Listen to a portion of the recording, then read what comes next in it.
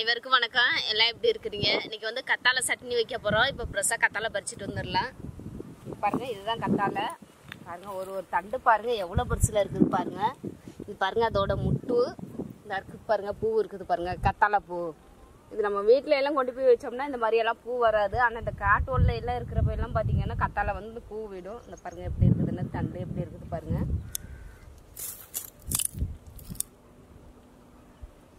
இப்போ நம்ம சட்னிக்கு தேவையான அளவு கத்தாழை இதில் வெட்டிக்கலாம்.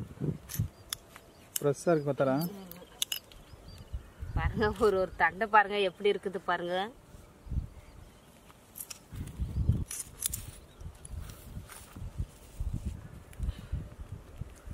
கத்தாழை வெட்டியாச்சு. இப்போ நம்ம சுத்தம் பண்ணி சட்னி அரைச்சிடலாம்.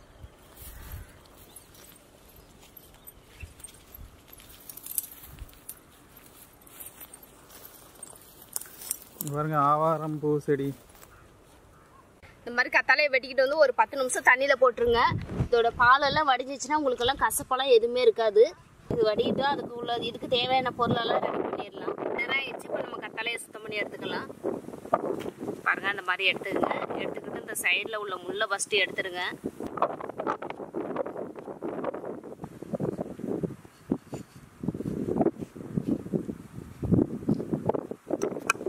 அந்த மாதிரி அதை சதையை மட்டும் எடுத்துங்க. எடுத்து அதையும் தண்ணியில் போட்டுருங்க.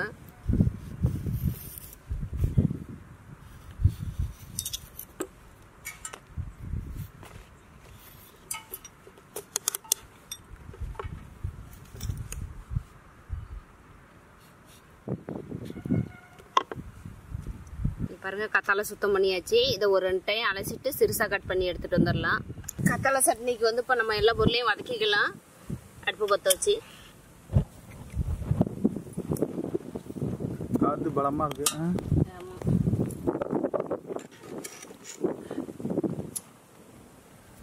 கத்தாழை சட்னிக்கு வந்து தேவையான பொருள் பார்க்கலாம். இங்கே பாருங்க, கத்தாழை சுத்தம் பண்ணி ஒரு கப்பு எடுத்து வச்சிருக்கிறேன்.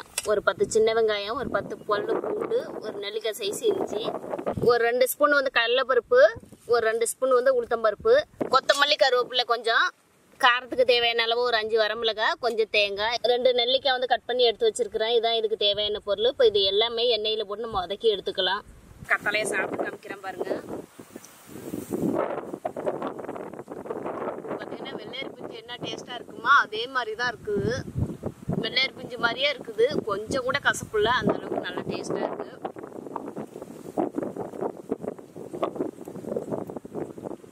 ரொம்ப பேர் பார்த்தீங்கன்னா கத்தாழையெல்லாம் கசக்கும் அப்படிங்குவாங்க. அதை வந்து நீங்கள் உடனே பறித்து சாப்பிட்டீங்கன்னா கத்தாழை கசக்கும். பாருங்க, எங்கள் தங்கச்சி அமலாவும் வந்துட்டா. இப்போ நாங்கள் 2 பேருமே சமைக்க போகிறோம். சட்டி சூடாயிடுச்சு, எண்ணெய் ஊற்றிடலாம். பாருங்க, எண்ணெய் நல்லா சூடாயிடுச்சு. ஒரு 5 வரமிளகாய் போட்டுக்கலாம்.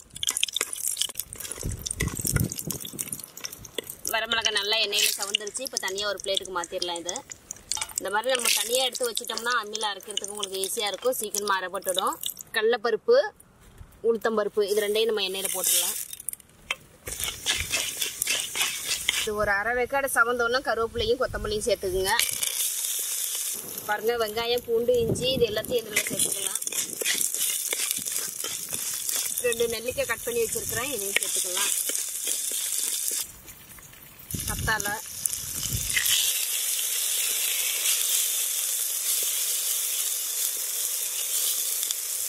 தேங்காய் பூ சேர்த்துக்கலாம். ரொம்ப நேரம் வேக வச்சாதீங்க, வதக்கணுன்னே நம்ம எடுத்து ஆற வச்சு அரைச்சிடலாம். அம்மியில் ரெடி ஆகிடுச்சு, அரைச்சிடலாம். இப்போது அம்மியை நல்லா சுத்தமாக கழுவியாச்சு. இப்போ மிளகாவை அரைச்சிடலாம். இன்றைக்கி கத்தாழைக்கு பக்கத்துலேயே வந்து கத்தாழை சட்னி வைக்கிறோம்.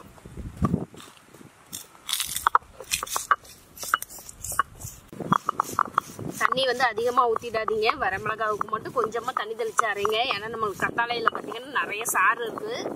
அதனால அந்த சாரே நம்மளுக்கு போதும் அரைக்கிறதுக்கு. மிளகா அரைச்சாச்சு. இப்போ வந்து நம்ம வதக்கி வச்சிருக்க பொருளெல்லாம் சேர்த்துடலாம். கொஞ்சம் கொஞ்சமாக வச்சு அரைச்சிக்கலாம்ல, நிறைய வச்சு அரைக்க முடியாது. கொஞ்சம் கொஞ்சமாக வச்சு அரைச்சிக்கலாம்.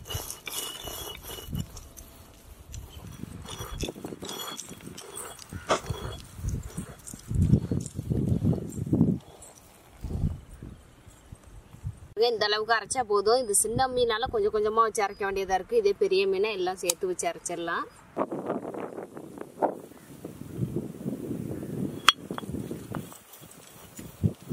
பாருங்க அரைச்சாச்சு. இப்போ நம்ம சட்னி தாளிச்சிடலாம். இது வந்து ரொம்ப நைஸாக அரைச்சிடாதீங்க, குறப்பாக தான் இருக்கணும்.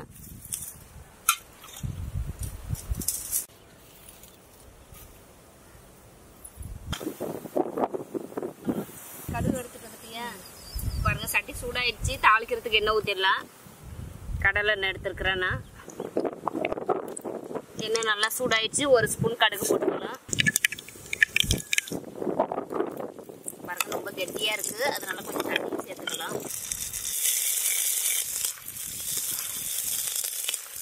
கொஞ்சமாக உப்பு சேர்த்துக்கலாம். கல் உப்பு பார்த்திக்கிட்டா சீக்கிரமாக கரையாது, அதனால நைஸ் உப்பு போட்டிருக்கிறேன்.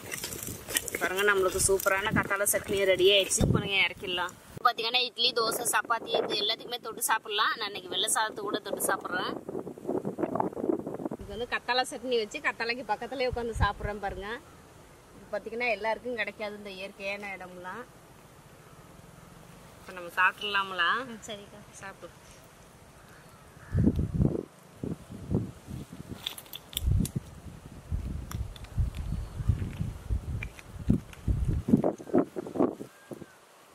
செம்ம டேஸ்ட்டாக இருக்குது. நல்லா இருக்குக்கா. காரம் உப்பு எல்லாமே கரெக்டாக இருக்குது. கசப்பு எதுவும் இருக்கா? கசப்பெல்லாம் ஒரு துளி கூட இல்லை. நல்ல டேஸ்ட்டாக இருக்குது. ஒரு துளி கூட கசப்பு இல்லை. நம்ம வீட்டில் வைக்கிற சட்னியோட இது தாண்டின டேஸ்ட்டாக இருக்குது. எப்படி நம்மளா இருக்குது? ரொம்ப நல்லா இருக்குக்கா. கசப்பா கத்தாழை சட்னி மாதிரியே தெரியல, நல்லா இருக்குது. இது பார்த்தீங்கன்னா நீங்கள் வீட்டில் செஞ்சு கொண்டு போய் கொடுத்தீங்கன்னா இது வந்து கத்தாழை சட்னின்னு யாருமே நம்ப மாட்டாங்க. நம்மளாம் கத்தாழை சட்னின்னு சொன்னால் மட்டும்தான் தெரியும். ஏன்னா அந்தளவுக்கு இதில் டேஸ்ட் இருக்குது. எந்த ஒரு கசப்பு கத்தாழை வாடை எதுவுமே இல்லாமல் இருக்குது. இது வந்து நான் சொன்னால் உங்களுக்கு தெரியாது. நீங்கள் செஞ்சு சாப்பிட்றப்ப தான் உங்களுக்கு வந்து அதோட டேஸ்ட்டு தெரியும். இந்த மாதிரி நீங்களும் செஞ்சு சாப்பிட்டு பாருங்கள். பார்த்துட்டு எப்படி இருக்குதுன்னு கமெண்டில் சொல்லுங்கள். இந்த வீடியோ பிடிச்சிருந்துச்சுன்னா ஃப்ரெண்ட்ஸுக்கெல்லாம் ஷேர் பண்ணி விடுங்க. இது வரைக்கும் நம்ம சேனலுக்கு சப்ஸ்கிரைப் பண்ணாதவங்க மறக்காமல் சப்ஸ்கிரைப் பண்ணிவிடுங்க. மறக்காமல் பக்கத்தில் உள்ள பெல் பட்டனை வந்து கிளிக் பண்ணிவிடுங்க. எங்கள் அக்கா சொன்ன மாதிரியே செஞ்சுருங்க.